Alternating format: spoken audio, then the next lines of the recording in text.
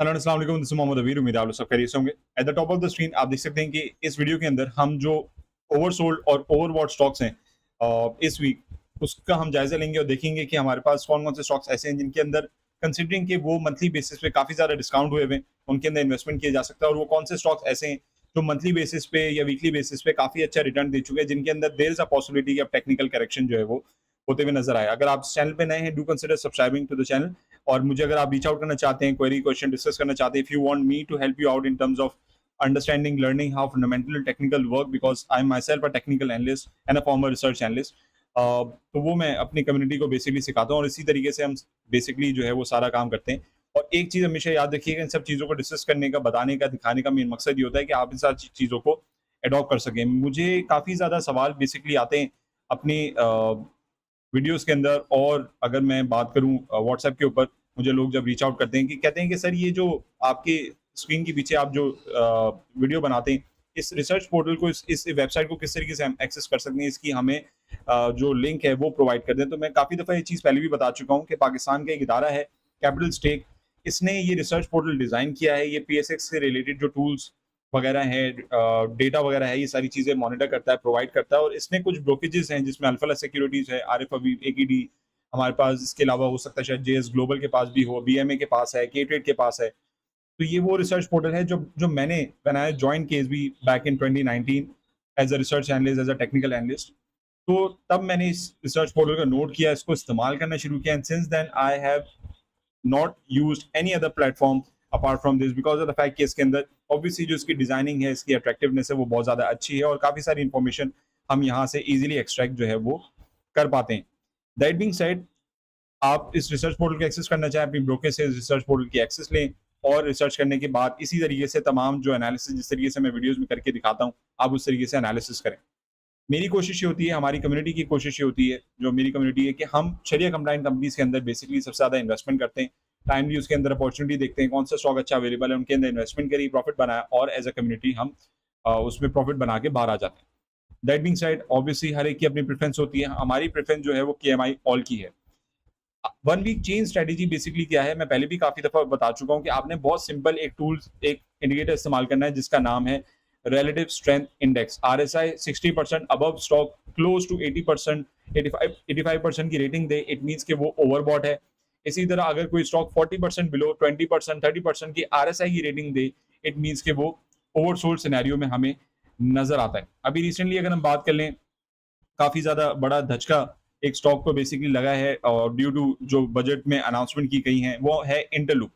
अगर Interloop Interloop की बात कर लें, बहुत बड़ी एक्सपोर्ट ओरिएंटेड हमारे पास कंपनी है, और इसके स्टॉक प्राइस की अगर हम बात करें, तो हम देख सकते हैं काफ़ी ज़्यादा massive, since trading at around 80-85 rupees just few few weeks back. अब ये तकरीबन 67 रुपीज़, 70 रुपीज़ के आस-पास जो है वो हमें डिस्काउंट होता हुआ नज़र आता है। तो वन वीक चेन स्ट्रेटजी के अंदर इस तरीके से हम ओवरसोल्ड स्टॉक्स जो कि बहुत ज़्यादा डिस्काउंट हुए हुए हैं, या ओवरबॉट स्टॉक जिनके अंदर अब करेक्शन आने वाली है, उनका बेसिकली हम जायज़ा लेते हैं यूजिंग आरएसआई। आरएसआई इंडेक्स जो है, आरएसआई जो बेसिकली हमारे पास टूल है। दैट बीइंग सेड, सबसे पहले स्टार्ट कर लें शरिया कंप्लायंट कंपनीज, केएमआई ऑल के अंदर अगर हम स्टार्ट करें, तो वन डे की जगह आप यहाँ पे सेलेक्ट करें वन वीक। अब वीकली बेसिस पे आपने आइडेंटिफाई करना है कि कौन सी कंपनी -10% से जो है वो ज़्यादा हमें नज़र आ रही है, विच मीन -11%, -12%, -15%।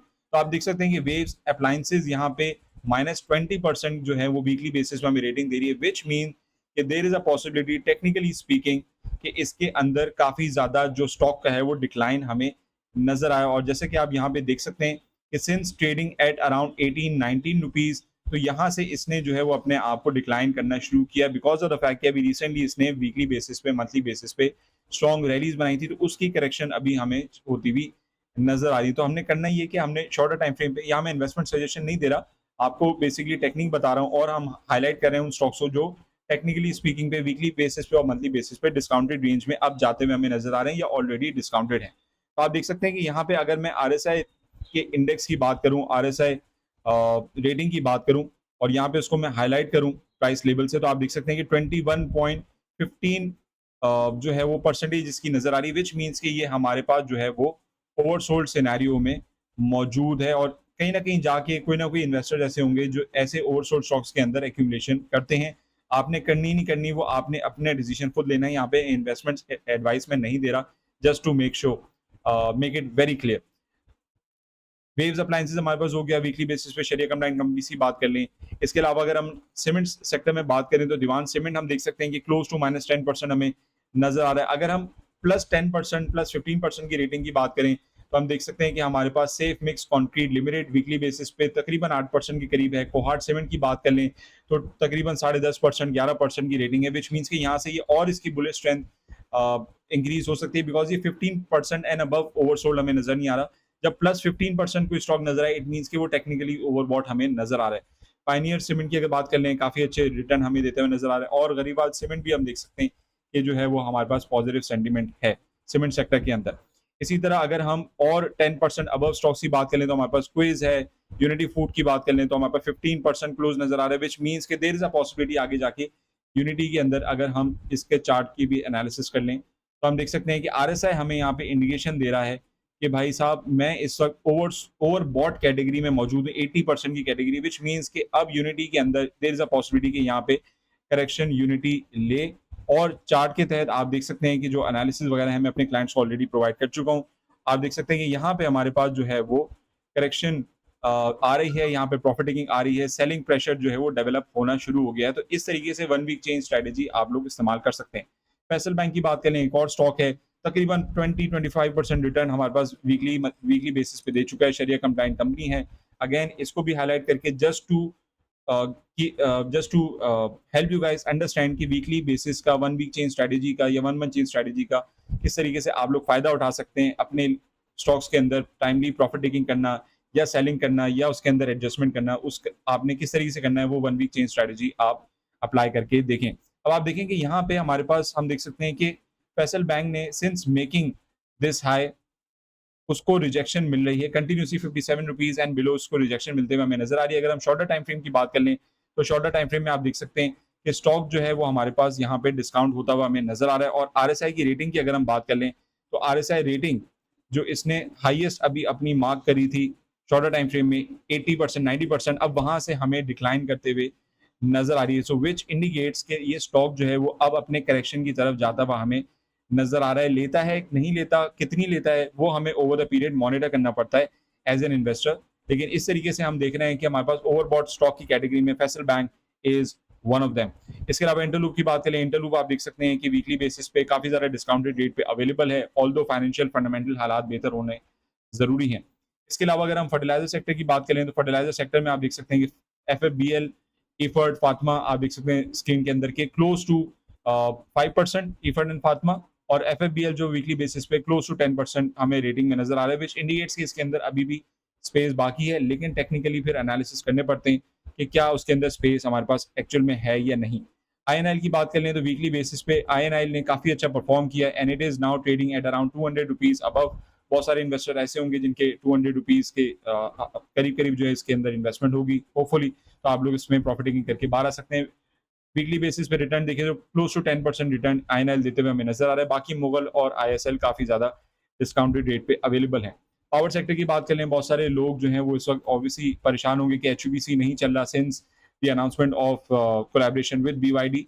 चलेगा, मार्केट कैप कंपनी जब इंडेक्स करेक्शन ले रहा होता है तो वहाँ पे एक्यूमुलेशन हो रही होती है, और इस तरीके से जो हमारे पास रैंडम कंपनीज होती हैं उनके अंदर जो है वो हमारे पास पॉजिटिव सेंटीमेंट डेवलप होता है। तो एसजीपीएल की अगर हम बात करें, एसजी पावर लिमिटेड, तो आप देख सकते हैं 65% का वीकली बेसिस पे रिटर्न दिया, बिकॉज ऑफ द फैक्ट कि एक छोटा स्टॉक है तो उसकी परसेंटेज रिटर्न ज्यादा होते हैं। तो आप आरएसआई की रेटिंग अगर मैं आपको यहाँ पे दिखाऊं मार्क करके तो आप खुद इसका अंदाजा लगा सकते हैं कि आप देखें कि 87% और 90% के करीब करीब जाता हुआ हमें ये स्टॉक नजर आया। तो टेक्निकली बेसिस पे ये काफी ओवरबॉट रीजन में अवेलेबल है। So this is how you can use one week change strategy to identify stocks जो कि वीकली बेसिस पे या इसी तरह मंथली बेसिस पे ओवरसोल्ड है। मंथली बेसिस पे वन मंथ चेंज के हिसाब से अगर मैं बात करूं तो ये वो स्टॉक्स होते हैं जिनके अंदर फिर आपको पेशेंस, अगर आपने वन मंथ चेंज के हिसाब से इन्वेस्टमेंट करनी है तो बहुत पेशेंस के साथ इन्वेस्टमेंट करनी पड़ेगी। वन मंथ चेंज वाली कंपनीज अगर आप सेलेक्ट करेंगे, जैसे Interloop is one of them, तो ये फॉरन से आपको रिटर्न नहीं देंगी, इनको मंथली बेसिस पे टाइम लगेगा, विच मीन्स कि ये हो सकता है जुलाई या अगस्त में जाके फिर अच्छा परफॉर्म करना शुरू करें। वीकली बेसिस पे ये होता है कि शॉर्ट टर्म पीरियड पे वीक ऑन वीक बेसिस पे हम आइडेंटिफाई करते हैं कंपनीज, उनके अंदर इन्वेस्टमेंट करते हैं, अगर वो वहां से रीबाउंड करती हैं, प्रॉफिट बनाते हैं और प्रॉफिट बना के बेसिकली हम बाहर आ जाते हैं। सिमिलरली केसी 100 इंडेक्स, बेंचमार्क इंडेक्स की बात कर लें, तो बेंचमार्क इंडेक्स में भी मेजॉरिटी वही कंपनीज आती हैं जो केएमआई ऑल में है, जिस तरह आप देख सकते हैं यूनिटी है, कोहार्ट सीमेंट है। फार्मास्यूटिकल सेक्टर जो है वो थोड़ा बहुत परफॉर्म करना शुरू हुआ है because of its own fundamental announcement. इसी तरह अगर हम केमिकल सेक्टर की बात करें तो केमिकल सेक्टर काफ़ी ज़्यादा अभी भी वीकली बेसिस पे, मंथली बेसिस पे हमें डिस्काउंट नजर आता है। लेकिन ओवरऑल मार्केट में वीकली 1 वीक चेंज स्ट्रेटजी तब आप इस्तेमाल करें जब आपको किसी एक स्टॉक से दूसरे स्टॉक में डाइवर्सिफाई करनी है अपनी इन्वेस्टमेंट, लेकिन ये आइडेंटिफाई नहीं हो पा रहा कि किस स्टॉक में इन्वेस्टमेंट करें। तो 1 वीक चेंज स्ट्रेटजी में ओवरसोल्ड स्टॉक ढूंढें, उनके अंदर इन्वेस्टमेंट करें, जब वो रिटर्न दें, प्रॉफिट टेकिंग करें, बाहर आ जाएं। इसी तरह अगर आपके कोई स्टॉक ऐसा हो पोर्टफोलियो में जो यहाँ पे 1 वीक चेंज स्ट्रेटजी के अंदर +15 +20% की रेटिंग दे रहा है 1 वीक चेंज स्ट्रेटजी में, तो उसके अंदर प्रॉफिट टेकिंग करें और अपना कैश फ्री करके रखें ताकि नेक्स्ट अपॉर्चुनिटी अवेल कर सकें। So I hope this video was informative. Do let me know your queries and questions in the comment section below. Like and share with fellow investors ताकि आप लोग खुद भी एनालिसिस कर सकें और आपकी कम्युनिटी में भी ये सारी चीज़ें सीखी जा सकें। कोई query हो, question, if you want my consultation, you can still reach out to me at my WhatsApp number given below. Until next time, this is Mohammed Abir signing off. Take care. Allah Hafiz.